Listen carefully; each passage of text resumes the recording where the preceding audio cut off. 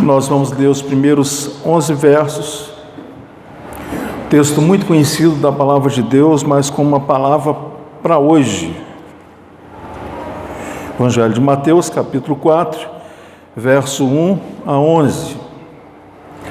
A seguir foi Jesus levado pelo Espírito ao deserto para ser tentado pelo diabo. E depois de jejuar 40 dias e 40 noites, teve fome. Então, o tentador, aproximando-se, lhe disse: Se és o Filho de Deus, manda que estas pedras transformem em pães. Jesus, porém, respondeu: Está escrito, não só de pão viverá o homem, mas de toda a palavra que procede da boca de Deus. Então o diabo o levou à cidade santa, colocou-o sobre o pináculo do templo e lhe disse: Se és filho de Deus, atira-te abaixo, porque está escrito: aos seus anjos ordenará a teu respeito para que te guardem, e eles te susterão nas suas mãos para que não tropeces em nenhuma pedra. Respondeu-lhe Jesus: Também está escrito: Não tentarás o Senhor teu Deus. Levou ainda o diabo a um monte muito alto, mostrou-lhe todos os reinos do mundo e a glória deles, e lhe disse: Tudo isto te darei, se prostrado me adorares. Então Jesus lhe ordenou: Retira-te, Satanás, porque também está escrito: Ao Senhor teu Deus adorarás, e só a Ele darás culto. Com isso o deixou o diabo, e eis que vieram anjos e o serviram. Você tem certeza de quem você é em Cristo? Sabe por que eu faço essa pergunta? Nós estamos vivendo uma crise de identidade dentro da igreja hoje. E quando eu digo crise de identidade, nós temos uma geração de crentes muito superficiais. Crentes que não sabem discernir a mão esquerda da direita. Crentes que não conseguem discernir a voz de Deus para a voz do próprio pensamento ou até mesmo para a voz do maligno. Tempos difíceis. Tempos de heresia, tempos de abandono da fé, tempos de muita tentação, tempos de muita provação. Meus irmãos, parece que o peso aumentou desde o dia que nós anunciamos que iríamos fazer uma consagração de 40 dias. Estava indo até legal, mas de repente parece que veio um peso. Parece não, veio um peso, porque o diabo ele não quer que a igreja se consagre. O diabo não quer que o pastor se consagre. O diabo não quer que os líderes da igreja se consagrem, que os músicos se consagrem, que os professores se consagrem. Por quê? Porque gente consagrada é gente útil nas mãos de Deus. E qual é o propósito da nossa consagração? Está orando pela nossa vida pessoal, pela nossa família, pela nossa nação, e isso tudo dentro do pacote está a realização da vontade de Deus na nossa vida e na vida da nossa família e igreja. O que Satanás vai fazer conosco nessa caminhada cristã? Ele sempre vai nos colocar em dúvida. Ele sempre vai querer mexer com os nossos alicerces, com a nossa estrutura. Se ele tentou o Senhor Jesus, o Filho do Deus vivo, o nosso amado Senhor e Salvador, será que ele não vai me tentar? Com certeza. Ele é ousado. Ele é ousado. E ele é um emissário da maldade. A respeito dele, Jesus diz que ele não brinca em serviço. Quando ele vem para matar, roubar e destruir. Então não dá para ter simpatia pelo demônio, conforme escreveu os Rolling Stones, a sua música tão conhecida. Simpatia pelo demônio, não dá. Não dá para namorar o pecado e achar que vai dar tudo certo no final das contas, porque eu tenho um controle. Nós não temos o controle. Então, por conta disso, nós temos que fazer uma única coisa: nos consagrar. A palavra do dia hoje é consagração.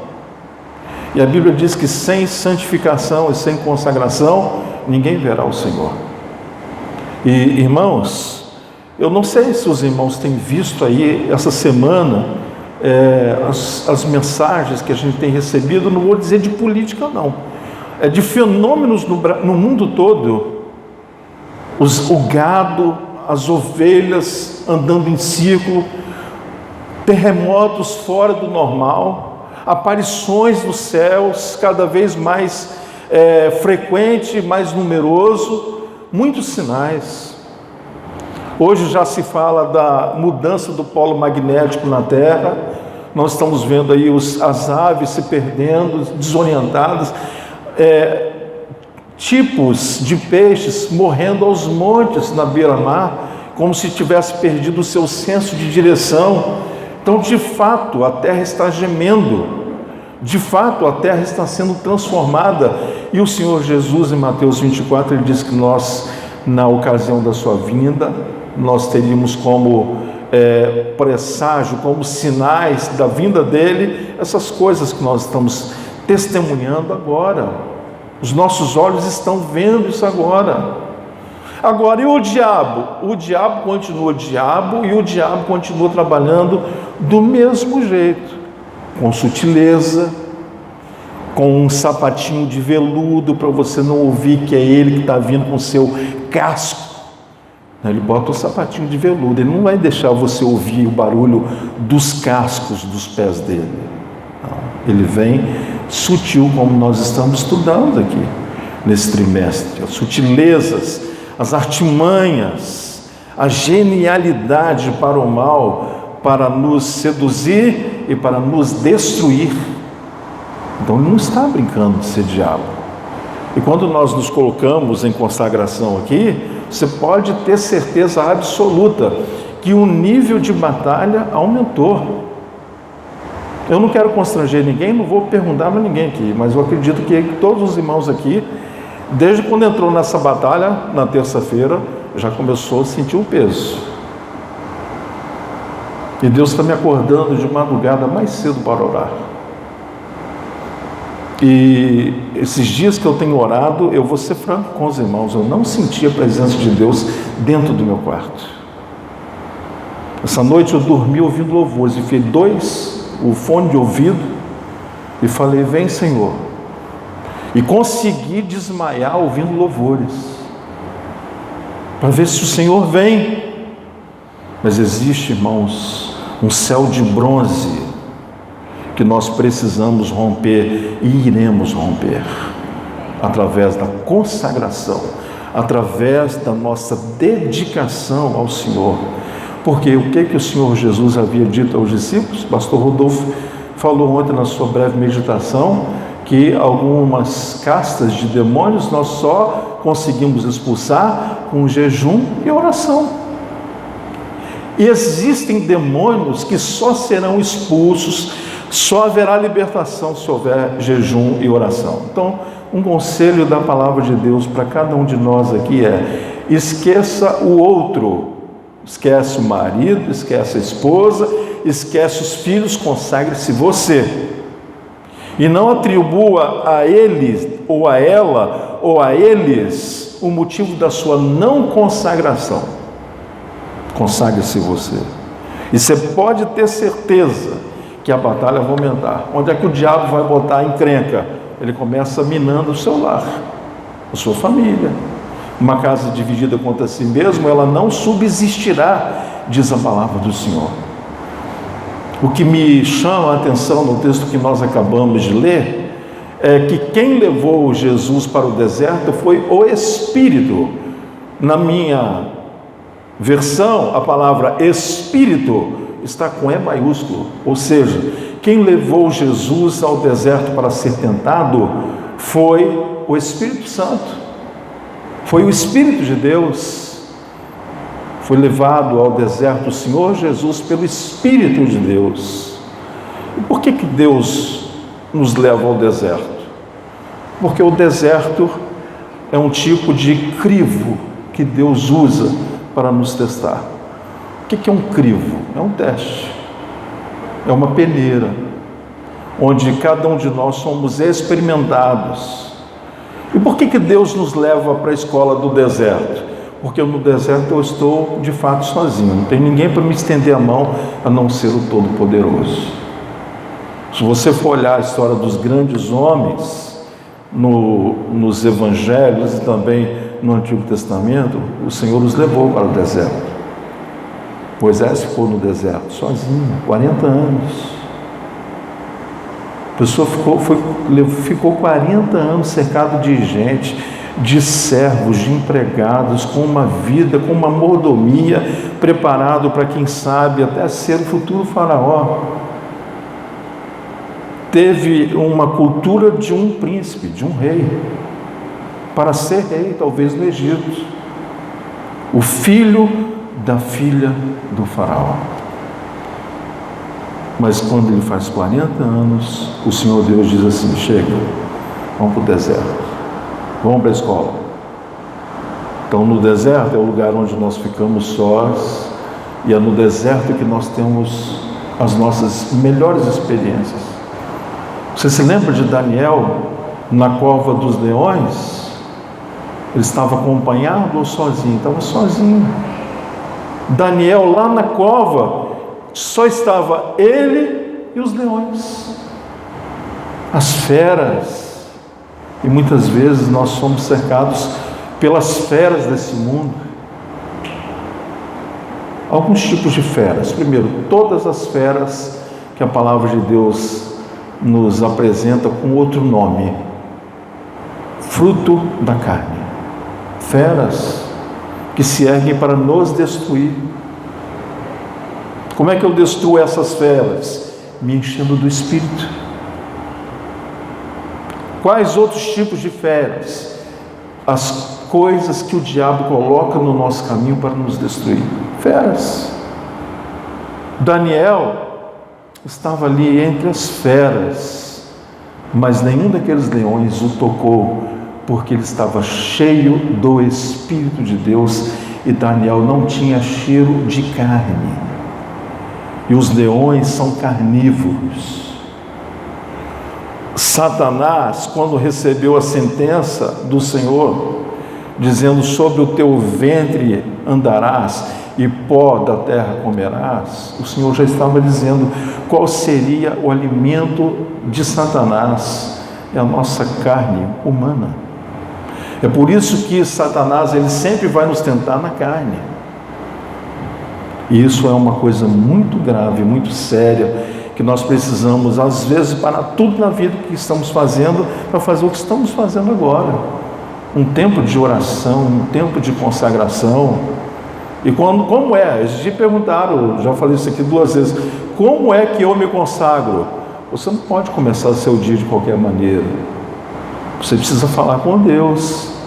Você precisa dedicar a sua oferta de amor e sacrifício a Deus. Senhor, mais um dia estou começando, mas eu quero lembrar ao Senhor que eu estou com um propósito. Eu estou nesse propósito batendo a porta do céu. Eu quero uma mudança na minha vida. Eu quero uma mudança na minha família. Eu quero uma mudança na minha nação. Eu quero, Senhor. Porque o jejum sem a oração é regime. Nós não estamos jejuando para perder peso. Não, estamos jejuando para consagração. A irmã me ligou e disse: pastor, tem esses 3 horários de culto na igreja? Eu falei: não, o horário já é em casa para facilitar para todo mundo. Você não pode orar em casa às 6 horas, 18 horas, meio-dia no trabalho, onde você estiver. Não tem desculpa. É um tempinho que separa, vai no banheiro, faça uma oração. Se pode, dobra o joelho. Se não pode, dobre o coração.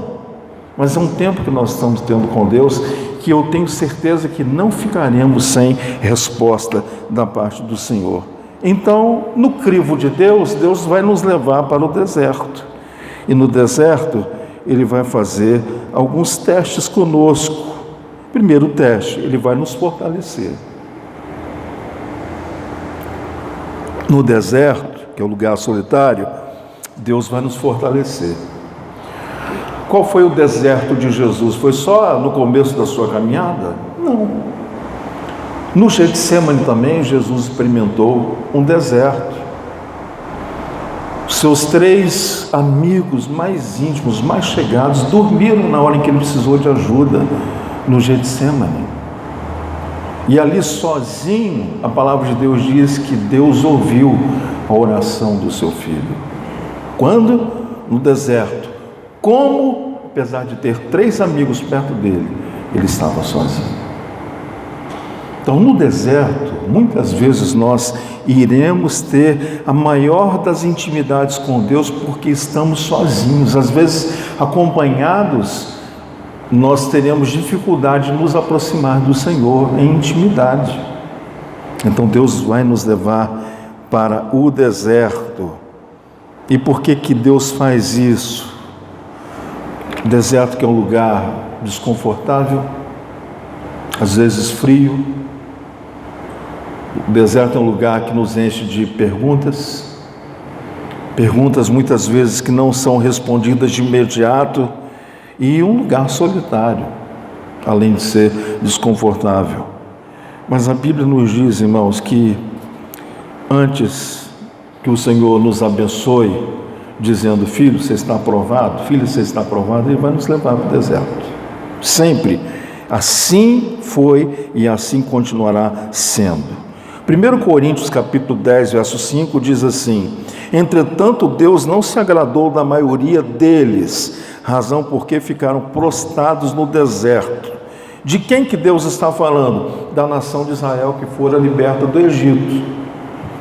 Eles não saíram do deserto, eles morreram no deserto. Tem muito crente que está morrendo no deserto da provação. Não morra no deserto da provação. Clame ao Senhor. Aclame ao Senhor de todo o seu coração. Bota a boca no trombone, grita alto. Jesus gritou alto: Deus meu, por que me desamparaste? Foi um grito, não foi um gemido. Foi um grito visceral, saiu das suas entranhas. Um grito de desespero, de dor, de solidão. Então, no deserto, você não quer morrer? Clame ao Senhor.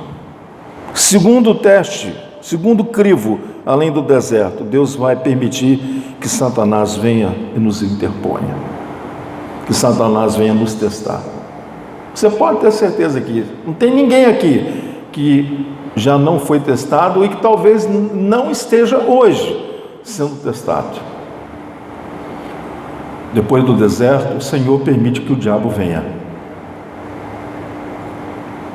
Como é que o diabo tem se apresentado a você? Versículo 2 diz: depois de jejuar 40 dias e 40 noites, veio Satanás. Deixa eu falar uma coisa para os irmãos aqui. Nós estamos num período de consagração. No dia 31, se o Senhor assim nos abençoar, nos der vitória, o peso vai ser tirado. É aí que a nossa atenção deve aumentar. Uma frase que a gente ouve várias vezes, nos púlpitos sendo falado, até na internet, é muito postado, é que Adão perdeu a comunhão com Deus, foi no paraíso. Satanás também perdeu a comunhão com Deus, foi no céu. Então, na hora em que o Senhor nos conduzir ao paraíso, ao nosso céu aqui na terra, o céu que se instala em nós, não é hora para a gente baixar a mão e soltar a espada. É hora para a gente ficar ligado. Porque muitas guerras foram ganhas na hora em que todos achavam que estava tudo em paz e que o inimigo não ia vir. Essa hora é a hora da vigilância. Versículo 2: depois de jejuar 40 dias e 40 noites. Esse teste de Satanás, o Senhor permitiu, que o Senhor teve vitória, fazendo com que ele prevalecesse no jejum. Algumas áreas de libertação, só depois do jejum é que se evidenciam. E quanto tempo de jejum de Jesus? 40 dias, 40 noites. Ele bebeu água, pastor? Bebeu. Ali no deserto não dá para ficar sem água. Mas ele não comeu, porque a tentação não foi: por que você não toma água? Por que você não transforma essa areia em água? Não. A tentação foi: por que você não transforma essas pedras que você está olhando em pães? O diabo sempre vai usar a nossa imaginação. Por isso, requer-se que o crente tenha a sua imaginação santificada. Como isso é possível? Conhecendo a palavra do Senhor, tornando-nos maleáveis pela palavra do Senhor. Então, prevaleça no jejum. Segundo, prevaleça na oração. Lucas 6,12 diz: naqueles dias subiu ao monte a fim de orar e passou a noite em oração a Deus. Meus irmãos, como é difícil passar hoje uma noite em oração. Às vezes eu até tento, mas não consigo. Eu não sei se você já teve essa experiência. Você está orando, daqui a pouco entra um pensamento violento na sua cabeça, você distrai. Aí você começa devagar a ter aqueles devaneios. E quando você percebe que antes você não estava com sono, agora você está com sono e apaga. O nome disso é guerra espiritual. A guerra espiritual quer nos levar para longe de Deus. Quando o diabo vê que nós estamos ficando mais perto de Deus, então ele vem e nos distrai. Cuidado com as distrações. Prevaleça na oração. Terceira coisa que o Senhor Jesus nos deixou como exemplo: ele prevaleceu estando firme na palavra de Deus. Como foi que Jesus rebateu Satanás? Porque está escrito, porque está escrito, porque também está escrito. E se você não conhece o que está escrito? E se você não conhece o que está escrito? Irmãos, eu vou fazer um desabafo com os irmãos aqui. Os irmãos sabem que eu tenho um grande carinho com o pastor Joel. Pastor Joel, de vez em quando a gente sai para orar, ou vem aqui, ou a gente sai para tomar um café junto. E ele, vez por outra, ele repete a pergunta: pastor, me diz o segredo, o que a gente faz para encher a igreja no meio da semana? E a minha resposta não muda com ele. Minha resposta é sempre essa: se você souber, você me fala. Mas nós temos aprendido que o povo quer pão e circo, mas não é esse pão. Eu tenho preocupação com uma coisa chamada show da fé. Eu não estou criticando nenhuma igreja. Não estou criticando nenhuma igreja. A nossa preocupação é com a IBR em Itaparica. Eu estava falando essa semana, foi com a irmã Gisana, no domingo, se eu não me engano, dizendo que o que nós oferecemos à comunidade é de alto valor e alto preço. A palavra aqui é uma bênção, o louvor é uma bênção, o serviço que nós prestamos às pessoas, a igreja é uma igreja carinhosa. Os irmãos ouviram agora a apresentação que o irmão Josué fez com a Daniele? As pessoas ficam procurando a igreja perfeita. A igreja perfeita não existe, assim como essa não é perfeita. Mas, meus irmãos, quão amada é essa igreja no céu. Quão amada a IBR em Itaparica é no céu. Um dia, quando os nossos olhos foram descortinados, nós ficaremos surpresos com a admiração dos anjos com respeito a cada um de nós. Os anjos torcem pela nossa vitória. Se eles pudessem se materializar na nossa frente, nós ouviríamos vozes dizendo: vai, você vai conseguir, mais um pouquinho, não desista, não desista. Mas é pela fé que nós seguimos ao Senhor.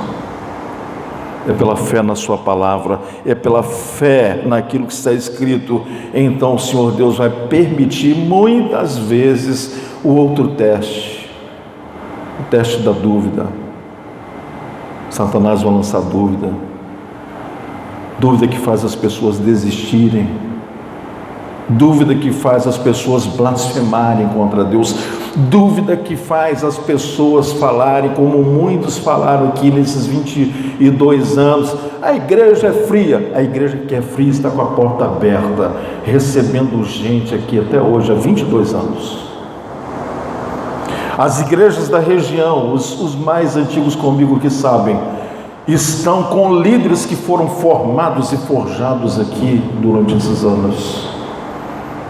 Alguns desses tiveram oportunidade, sentaram-se aqui conosco e saíram aqui dizendo que a igreja estava fria e que queriam algo mais quente, e fundaram igrejas quentes à sua vista, ao seu olhar, igrejas que não duraram um ano, fecharam. E para nossa tristeza, alguns irmãos aqui mais chegados sabem, a maior parte deles estão desviados e com o casamento acabado. E a igreja fria está com a porta aberta, com as contas sendo pagas, porque a mão do Todo-Poderoso é sobre nós. Eu louvo a Deus por Ele ter me confiado o pastoreio da sua vida. Eu amo a cada irmão de maneira diferente. O meu relacionamento com você é único. Eu não amo o Josué da mesma maneira que eu amo a Auxília, é diferente, é pessoal, é personalizado, cada um tem a sua dificuldade, cada um tem a sua limitação, então o amor relacional precisa ser diferente. Deus nos trata de maneira diferente. Deus não ama o pastor da mesma maneira que ama o pastor Rodolfo. O Rodolfo é de um jeito, a Rita é do jeito, Moisés é do outro jeito. Qual é o nosso grande problema como os pais? Quando as coisas dão errado com os filhos, a gente diz assim, mas eu criei do mesmo jeito. E não dá para criar do mesmo jeito. Meus 2 filhos, um é água, outro é fogo. Pastor Rodolfo tem 3 filhos, pergunta se os 3 são iguais.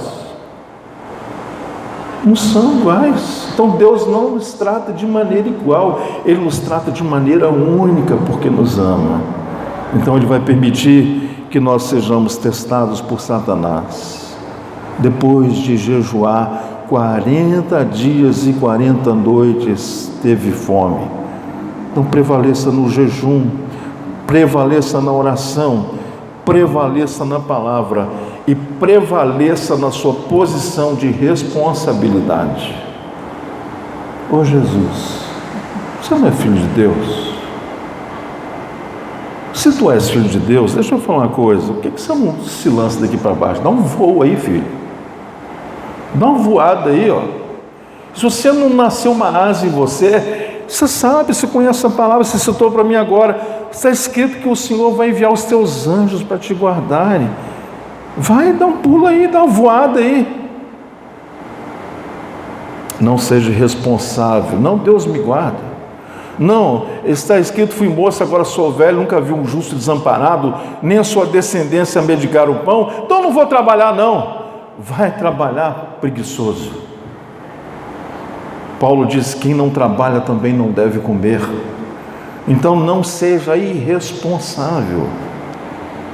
Passe pelo teste da responsabilidade, porque isso vai agradar ao Senhor. Quem passa no teste, diz a palavra do Senhor, terá anjos o servindo. Vai ter uma hora que Satanás vai se afastar, quando você resistir ele de todo o coração. Resistir o diabo, ele fugirá de vós. Mas não pensa que ele nunca mais vai voltar. Ele volta, ele é persistente, mais do que eu e você. O diabo, ele é mais crente, ele é mais fiel aos seus intentos do que eu e você, que amanhecemos com um pensamento e dormimos com outro pensamento. E eu encerro essa palavra dizendo, Deus está nos testando. Agora aqui, como igreja, o Senhor Deus está nos testando. Estou chamando agora os líderes do ministério, conversando um com um por um. O que está acontecendo? Como é que está o ministério? Estagnou? O que podemos fazer para melhorar? Qual é a nossa parte? Só que antes de fazer isso, o assunto é consagração, orar. Vamos jejuar. Vamos abençoar os nossos liderados. Para quê? Para que a gente cresça. Ah, pastor, o povo não veio hoje porque está chovendo. Não é isso não. O povo não vem porque não ama a palavra de Deus, irmãos. O povo não vem é porque não tem espetáculo, não tem circo.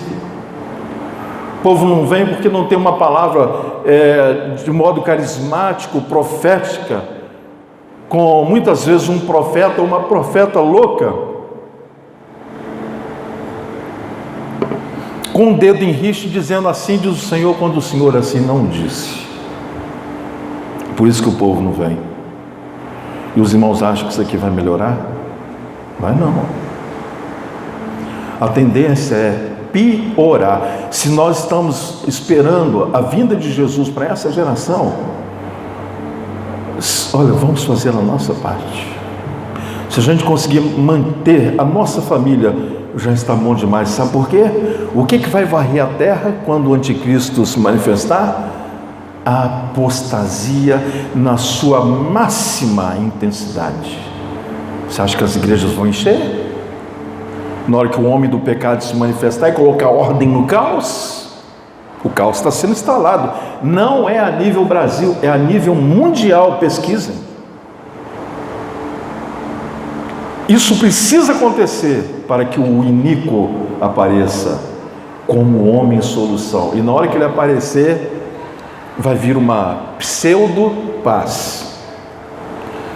Mas a palavra de Deus, que não deixa os seus filhos enganados, ela nos revela que quando chegar 3 anos e meio, ele vai quebrar a sua aliança, vai colocar as suas garras de fora, vai profanar o templo, e haverá então grande perseguição à igreja do Senhor. E se nós estivermos nessa época em consagração, nós seremos arrebatados. E nesses dias, nesses 3 primeiros anos e meio, o que você acha que vai acontecer? Uma debanda muito grande de pessoas das igrejas. Será que nós já estamos vivendo esses dias? Será que o anticristo já está com os seus pés na terra? O espírito dele já está operando, a gente sabe disso. Mas e se ele já está encarnado em um homem, num corpo humano? Em breve a gente vai saber. Vamos fazer a nossa parte, porque o céu é para sempre. E nós queremos morar no céu. Então vamos fechar os olhos, vamos orar nessa hora. Eu vou orar por você, pela sua família. Coloca agora diante de Deus as pessoas da sua família que você quer que sejam salvas, que você não quer que elas vão para o inferno. Então ore por elas agora. Senhor Deus, Tu és o nosso Pai querido, e oramos nessa hora, clamando ao Senhor, que o Senhor continue com as Tuas mãos de misericórdia sobre nós. Se o Senhor não nos sustentar, nós morremos, nós perecemos.